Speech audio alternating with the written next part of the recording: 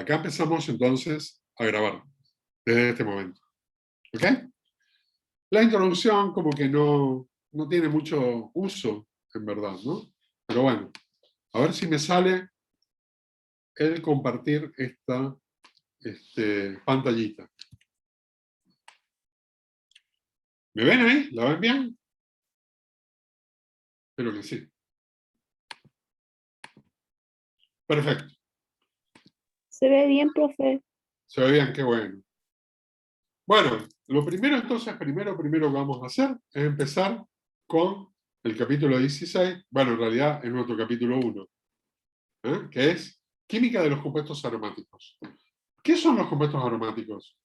Bueno, la verdad es que los compuestos aromáticos se llaman aromáticos porque los primeros compuestos aromáticos que se conocieron eran compuestos con mucho olor, con olores que no se podían relacionar con otros compuestos. Se le pusieron ese nombre aromáticos porque tenían olor.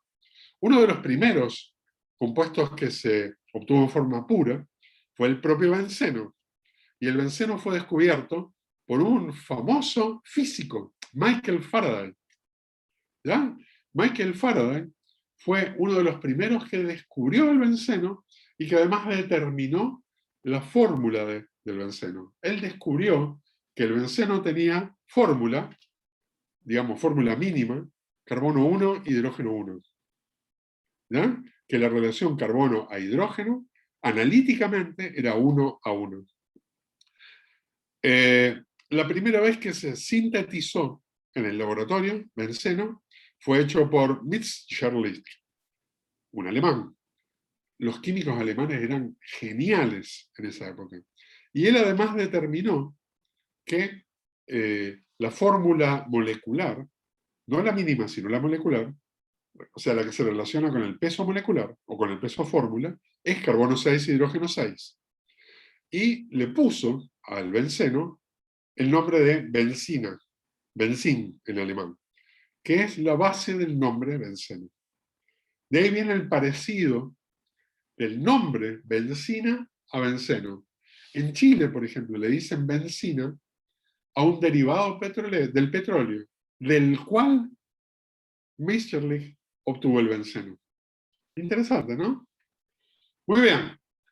Otros compuestos también relacionados también tenían olores fuertes. Ustedes se preguntarán, ¿cómo sería el olor fuerte ese que tenía? Bueno, algunos tenían olores agradables y otros, el caso del benceno, un poco desagradable. El benceno, aparte, es bastante tóxico, es un cancerígeno conocido, ¿no? A todos estos compuestos se los clasifica igual como aromáticos, pero el término aromaticidad tiene un uso muy especial en química. No en lenguaje común, sino en química. Miren qué bonito. Ese frasquito que ustedes ven ahí, ese frasquito que está ahí, tiene adentro un tubo sellado, está sellado con fuego. Es un tubo de ensayo que lo pusieron en un mechero y lo sellaron.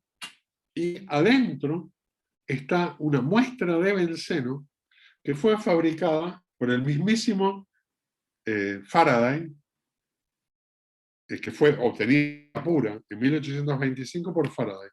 En la Royal Society guardan desde aquel entonces, con dos corchitos, puesta dentro de este tubo para protegerla, la muestra esta inicial del benceno.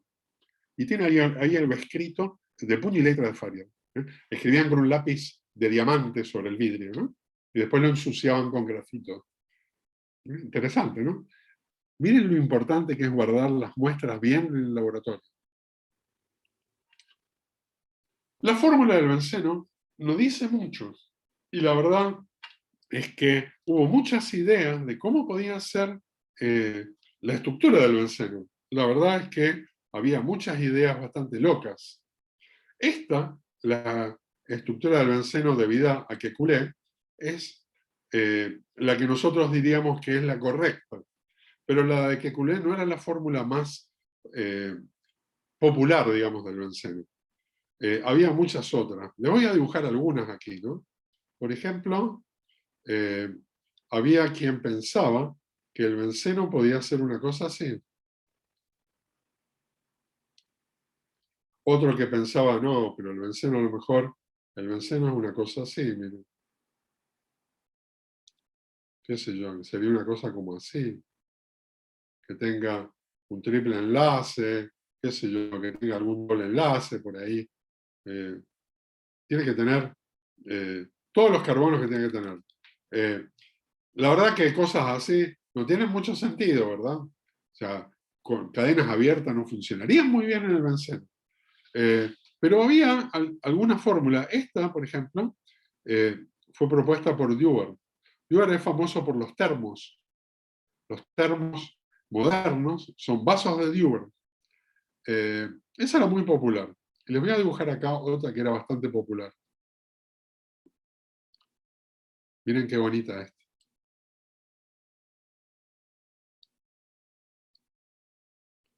A ver si se entiende. ¿Eh? ¿Qué tal? Esta era otra de las que eran populares. Esta no me acuerdo de quién era. Bueno, y esta era la que propuso Kekulé. La verdad es que al principio, casi todos los que trabajaban con la determinación del benceno pensaban que esta fórmula era una porquería. Era muy mala. Muy, muy, muy re mala.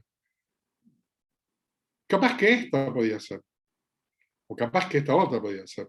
Y la verdad es que costó mucho demostrar que esta era la fórmula correcta. ¿Saben por qué? Porque los químicos del siglo XIX sabían química orgánica 1, pero no sabían química orgánica 2. Parece un chiste. Sabían química de alquenos. Y esta fórmula que está acá no les gustaba. Lo mismo que la de Dewar. La de Dewar tampoco les gustaba, porque son alquenos. ¿Saben qué fórmula les gustaba mucho? Les gustaba esta que está acá. Esta que tiene forma de prisma les gustaba mucho. ¿Saben por qué? Porque el benceno no da reacciones de alquenos.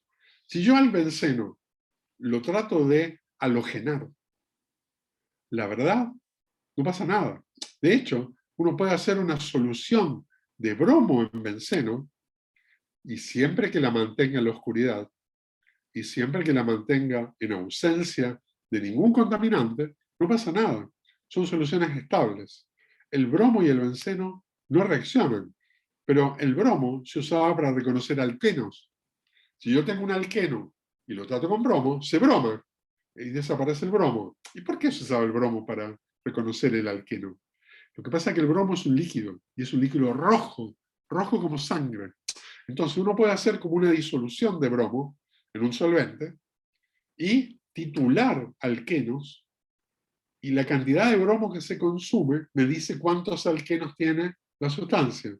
Si yo hago eso con bromo, no pasa nada, porque estos dobles enlaces del bromo no reaccionan con bromo.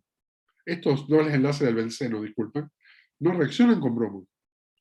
El bromo no es capaz de adicionarse al benceno. Entonces ellos razonaban, si el bromo no se adiciona al benceno, entonces el benceno no puede ser un alqueno. Hasta que Kekulé dice que tuvo un sueño y él soñó que había unas serpientes, o sea, unas cadenas abiertas como estas, y en el sueño las serpientes empezaron a girar y formaron un anillo. Y en ese anillo él se dio cuenta de que la cola y la cabeza de las serpientes se movían. Entonces se le ocurrió a Kekulé que tal vez dos estructuras como esta, que estuvieran en equilibrio, se cambiaran los enlaces dobles de lugar y que de esa manera se pudiera tener un benceno. Y que esos dobles enlaces eran especiales por algo. De alguna manera Kekulé predijo la resonancia. Lo que pasa es que ustedes saben lo que es la resonancia. Por eso te cuento, es difícil de contar. Ustedes ya conocen el final del cuento. ¿Qué pasó con esta estructura? Esta estructura es la que más le gustaba a todo el mundo, la más popular. Pero esta estructura tampoco reaccionaría con bromo, si no tiene dobles enlaces. Bueno, podría reaccionar con bromo en presencia de luz. Ah, claro, porque me daría reacciones radicalarias acá, ¿verdad? Lo vieron eso en Orgánica 1 ustedes. Ya, el bromo se rompería homolíticamente y se perdería un hidrógeno, por ejemplo, de acá, y se produciría una bromación. Y en el fondo yo podría obtener un producto bromado que tuviera o halogenado en general, ¿no? Que tuviera un sustituyente en esta posición. Por ejemplo, un sustituyente acá. Ahora, analizando lo que pasaba con el benceno real, que no se sabía si era así o era así, si uno se fija, si tuviéramos un derivado disustituido, ¿ya? Podríamos tener disustituido acá, disustituido acá, o disustituido acá, o disustituido acá. O sea, en el fondo, me da varios posibles disustituidos. Pero que está acá, pensaban ellos, podría disustituirse acá y acá, o bien, se fijan que en un doble enlace, o bien podría disustituirse acá y acá, en un simple enlace. Es que no entendían la deslocalización de electrónica entonces. Kekulé propuso que hubiera deslocalización. Entonces, solo había un isómero disustituido, vecino, digamos, ¿no? Eso hacía que hubiera un isómero disustituido acá, en orto, digamos, en meta o en para. 3 posibles isómeros. Esos 3 posibles isómeros era el número correcto de isómeros que el benceno daba. Y eso le dio soporte a la estructura de Kekulé. Bueno, me fui un poco en la volada con esto, pero les conté una historia interesante, la historia del benceno. Voy a dejar la clase por acá, porque si no me voy a pasar de la hora, y no nos vamos a pasar de la hora en la primera clase. Así que lo que voy a hacer entonces es escaparme de aquí, de alguna manera, ahí estamos, y ¿Profe? dejarlo por acá. Disculpen, tengo una pregunta, dígame. No, es que solo me parecía muy curioso de que he escuchado un par de veces historias como que de científicos que tienen como un problema y de pronto tienen como un sueño y resuelven el problema y no sé, ¿por qué pasará como eso? Tranquila, eso, vamos a ver un poquito de eso mañana, para no Ya, salirme de la hora. ¿Me parece? ya, ¿Sí? como que, Igual, no sé. igual les voy a contar que determinar la estructura del benceno les tomó 50 años. Sí. 50 años. No es Y chiste, ¿eh? Y en nosotros lo damos por orgánica sentado. uno vimos que se había demorado un poquito la cosa. Pero, No se sabían cómo eran los carbonos. Gracias mm, a esto se dedujo después que, bueno, que el carbono puede ser tetraédrico, trigonal, pero eso es para otra clase. Dejémoslo aquí por ahora. ¿Está bien? ya, ya, Entonces, gracias. lo dejamos acá. Los saludo por hoy y les digo chao, hasta mañana. Mañana nos encontramos a la misma hora y en el mismo canal. Que estén bien, cuídense mucho y cualquier cosita me contactan por mail. ¿Les parece? Chao, Gracias. gracias. Gracias a ustedes por venir. Chao, chao. Ok, perfecto, profe. Muchas gracias. Chao. Chao, chao. Nos vemos.